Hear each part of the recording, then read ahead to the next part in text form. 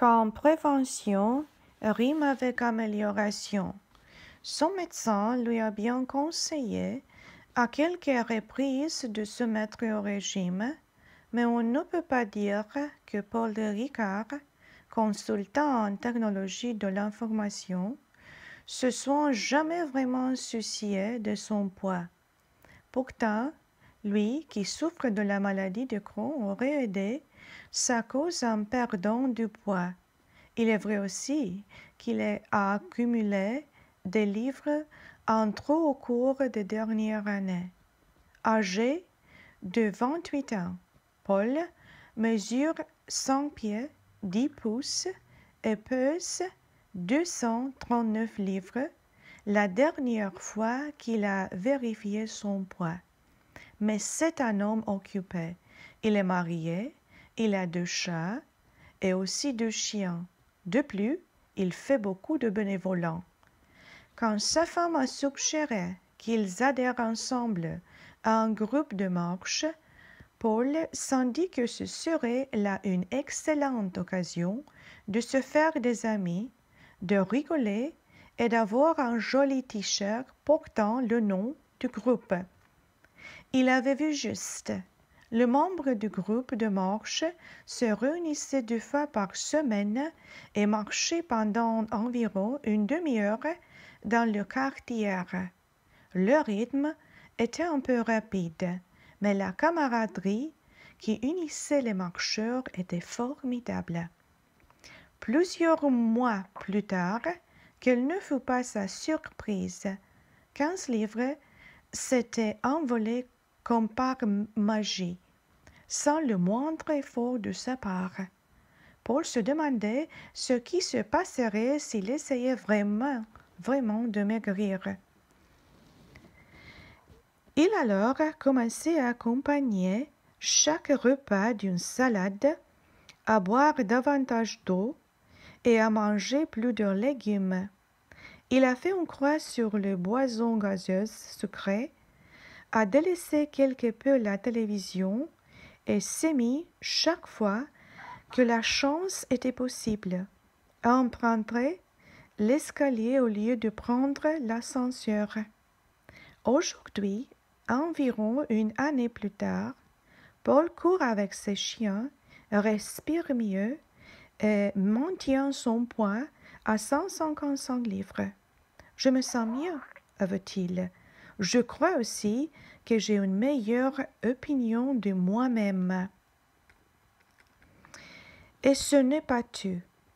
En s'alimentant mieux, en faisant régulièrement de l'exercice et en perdant du poids, Paul allonge probablement sa vie de quelques années, tout en diminuant ses risques de crise cardiaque et d'accidents vasculaires cérébrales et en réduisant sa vulnérabilité à certains types de cancer et ou de diabète.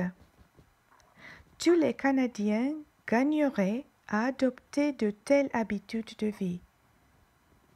Les 2 tiers d'entre nous présents, en ce qui concerne les maladies chroniques, au moins un facteur de risque modifiable. Inactivité physique, mauvaises habitudes alimentaires, un bon point, tabagisme. Cela dit, le simple fait de prendre graduellement des mesures afin de manger sainement et d'être plus actif peut améliorer sensiblement la santé, affirme Marie Gagnon, directrice générale de l'Alliance pour la prévention des maladies chroniques du Canada. Cet organisme a été mis sur pied il y a quelques années afin de promouvoir l'adoption de saines habitudes de vie partout au pays. Il est fondé sur un partenariat qui réunit plus de 50 organismes nationaux et provinciaux, dont la Société canadienne du cancer, l'Association canadienne du diabète, les diététistes du Canada et la Fondation des maladies du cœur du Canada. Comme il existe déjà des politiques visant à réduire le tabagisme, l'Alliance met l'accent sur les moyens d'aider les Canadiens à améliorer leur alimentation, être plus actifs physiquement et à perdre du poids. De manière plus précise, l'Alliance prend la mise en place de mesures publiques comme l'aménagement de meilleurs sentiers et de meilleures pistes cyclables, l'élimination des gras trans, mauvais pour la santé, contenus dans certains aliments, et seule de la publicité sur la malbouffe ciblant les enfants, ainsi que le financement des moyens incitatifs encourageant les employeurs à assainir les milieux de travail. Parallèlement, chaque personne peut faire son bout de chemin. Il existe de nombreux moyens d'améliorer nos habitudes et de prouver qu'il vaut encore mieux prévenir que guérir. Merci.